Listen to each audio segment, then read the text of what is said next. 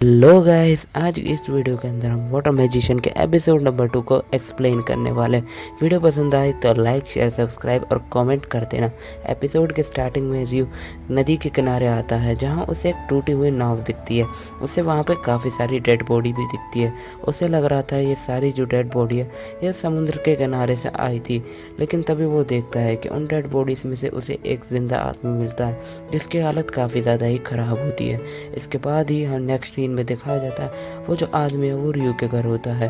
उसकी आंख खुलती है और वो देखता है कि वो कहाँ पे है। इसके बाद वो वहाँ से उठता है और बाहर आकर देखता है तो उसे कोई भी नहीं दिखता, लेकिन तब यहाँ पे रियो आता है और कहता है कि अच्छा हुआ कि तुम उठ गए। यहाँ पर वो रियो को देखकर सोचने लगता है कि इस बंदे ने इस तरीके के कपड़े क्यों पहने हुए हैं। फिर भी वो उसे इग्नोर करता है और कहता है कि तुम्हारा बहुत बहुत शुक्रिया, तुमने मेरी जान बचा ली। इसके बाद वो कहता है कि मैं आपकी क्या मदद कर सकता हूँ। तो यहाँ पे रियो कहता है कि तुम मेरी मदद मत करो, लेकिन मैं तुम्हारा शुक्रिया कहने के लिए तुम मेरे साथ खाना खा सकते हो। तो यहाँ पर नेक्स्ट सीन के अंदर वो जो बंदा है और रियो है वो एक साथ खाना खाने लगते हैं। यहाँ पर वो बंदा पूछता है कि तुमने इस तरीके के कपड़े क्यों पहने हुए हैं। तो यहाँ पर रियो बताने लगता है कि मेरे आसपास कोई भी सुई धागा या फिर ऐसी चीज़ नहीं है जिससे मैं अपने कपड़े बना सकूं। वो बंदा सोचने लगता है कि ये तो सच में काफ़ी गरीब है और ये खुद शिकार करता है। वो उसकी टेबल पे एक चाकू भी रखा देखता है और सोचता है जिससे शिकार करना तो काफ़ी मुश्किल है। यहाँ पर रियो अपने वाटर मैजिक की मदद से एक जग में पानी भी क्रिएट करता है। यहाँ पर रियो बताता है कि वो एक वाटर मैजिशियन है। ये देखकर वो काफ़ी चौंक जाता है और कहता है कि हमारे यहाँ तो सिर्फ 20% लोग ही जो मैजिक यूज़ कर सकते हैं। इसके बाद ही वो दोनों जंगलों से रास्ते से उस बोट की तरफ जाने लगते हैं, जहाँ पर वो बंदा कहता है कि अगर तुम मैजिशियन हो तो तुम्हारे पास ज़रूर कोई ना कोई पार्टी होगी। तो रियो बताता है कि मेरे पास कोई पार्टी नहीं। ये सुन के वो उस पर चिल्लाने लगता है कि सच में तुम्हारे पास कोई पार्टी नहीं। अरे यार, अब वो लोग शिप के पास आ जाते हैं। इसके बाद वो बंदा उस शिप के अंदर कुछ ना कुछ ढूंढने लगता है, लेकिन उसे उस शिप में कुछ भी नहीं मिलता। यहाँ पर वो आते हुए कहता है कि लगता है अब मुझे अपने दोस्तों को ढूंढना होगा। रियो कहता है कि तुम्हारे दोस्त कौन है। तो रबल बताता है कि मेरे कुछ दोस्त हैं जो यहाँ पे नाइट किंगडम के आसपास रहते हैं, लेकिन प्रॉब्लम ये है कि मैं काफ़ी दूर आ गया हूँ तो मुझे नहीं पता कि वो कहाँ पे हैं। तो यहाँ पे रियो कहता है कि तुम साउथ की तरफ आ चुके हो, और वो कहता है कि अच्छा तो मैं कहाँ जाऊँ। इसके बाद रियो बताता है कि तुम नॉर्थ की तरफ जाओगे तो तुम वहाँ पर ज़रूर पहुँच जाओगे। तभी यहाँ पे रबल कहता है कि अगर तुम मेरे गाइड बन सकते हो तो तुम्हारी बहुत मेहरबानी होगी, क्योंकि मैं अचानक से पूछ रहा हूँ तो मुझे नहीं लगता कि तुम मेरे साथ चलोगे। लेकिन यहाँ पे जो हमारा रियो है वो चलने के लिए मान जाता है। इसके बाद ही रियो कहता है लेकिन मेरी एक शर्त है कि हम दोनों कल चलेंगे। अब यहाँ पे रबल और रियो दोनों अपने घर पे आ जाते हैं। रियो कहता है कि मुझे किसी को बाय बोलने जाना है। यहाँ पर रबल कहता है कि उसने तो कहा था कि यहाँ पे कोई नहीं है, शायद से वो अपने बड़े बुजुर्ग को माफ़ी मांगने के लिए गया। तो यहाँ पे रियो है वो डबल से बात करने के लिए होता है। जहाँ पे ढलन जो है वो काफ़ी पावरफुल था और रियो कहता है कि हम दोनों एक लास्ट लड़ाई लड़ने जा रहे हैं, तो मैं अपने पूरी पावर के साथ लड़ूंगा। जहाँ पे ढलन और रियो है उन दोनों की फ़ाइट काफ़ी देर तक चलती है, जिसके बाद जो रियो है वो अपने घुटनों पर आ ही जाता है। यहाँ पे ढलन कहता है कि सच में तुमने आज बहुत अच्छी फ़ाइट की। वो उसके बदले में उसे एक प्रेजेंट के तौर पर नई ड्रेस देता है, जिसको देखने के बाद जो रियो है वो काफ़ी खुश होता है और कहता है तुम्हारा बहुत बहुत शुक्रिया, मैं इसके लिए तुम्हारा सदा आभारी रहूँगा। अब इसके बाद नेक्स्ट डे जो रियो है वो अगले ही सीन में अपनी ड्रेस पहन लेता है। और उसके बाद यहाँ पे रबल और रियो जो है वो दोनों जंगल के रास्ते से अब अपने टाउन की तरफ जाने लगते हैं, जहाँ पर उन्हें एक लेपर्ड बोर मिलता है और वो बोर उनके ऊपर अटैक करता है। लेकिन यहाँ पे जो रियो अपने कॉम्बैट स्किल का यूज़ करके उस बोर के बीच में छेद कर देता है। ये देखने के बाद जो हमारा रियो है वो काफ़ी ज़्यादा ही चौंक जाता है और कहता है कि ये तुमने कैसे किया। यहाँ पे रबल बताता है कि अगर तुम एक मैजिशियन हो तो तुम्हारे लिए आम बात है कि तुम्हें नहीं पता कॉम्बैट स्किल क्या है। जो भी बंदा वेपन यूज़ करता है वो कॉम्बैट स्किल का भी यूज़ कर सकता है। अब आगे की तरफ वो बढ़ते हैं, लेकिन यहाँ पर उन्हें लेपर्ड फोक मिलते हैं। लेपर्ड फोक से वो लड़ाई करने के लिए बिल्कुल नहीं सोचते, तो वो यहाँ पे साइड के रास्ते से चुपचाप जाने के लिए ट्राई करते हैं। लेकिन यहाँ पे रियो को लेपर्ड फोक्स की आवाज़ आ जाती है, वो उनका पीछा कर रही थी। यहाँ पे रियो कहता है कि तुम तैयार हो जाओ, और यहाँ पे रियो भी अपनी तलवार निकाल लेता है।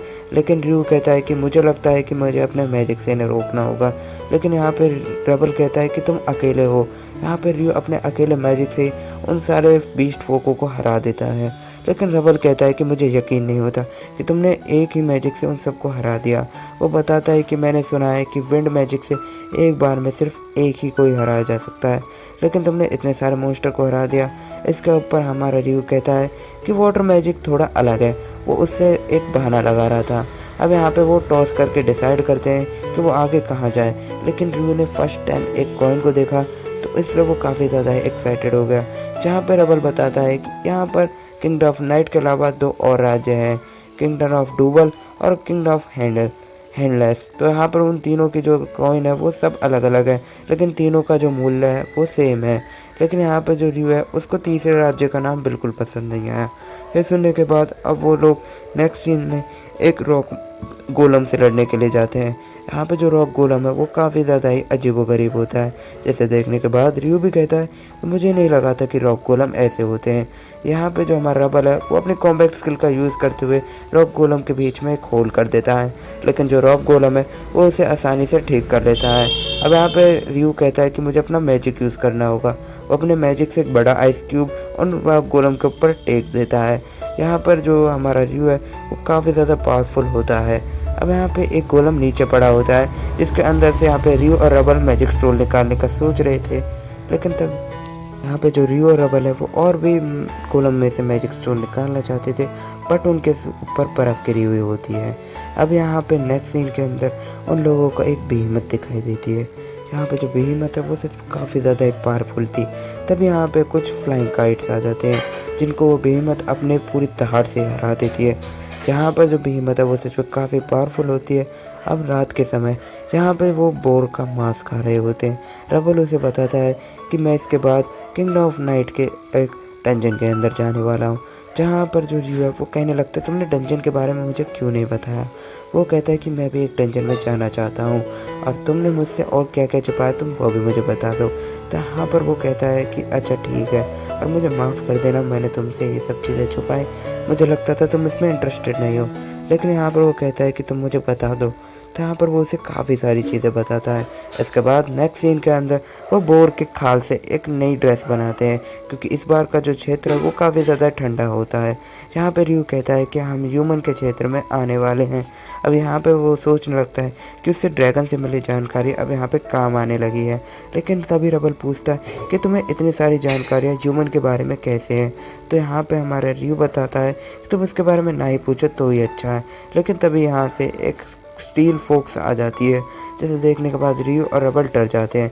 यहाँ पे जो रबल है उसे लगता है कि उनका खेल तो तमाम हो गया, लेकिन तभी रियू कुछ मांस के टुकड़े उसकी तरफ फेंकता है और यहाँ पर वो जो मॉन्स्टर है वो उसे लेकर वहाँ से चली जाती है।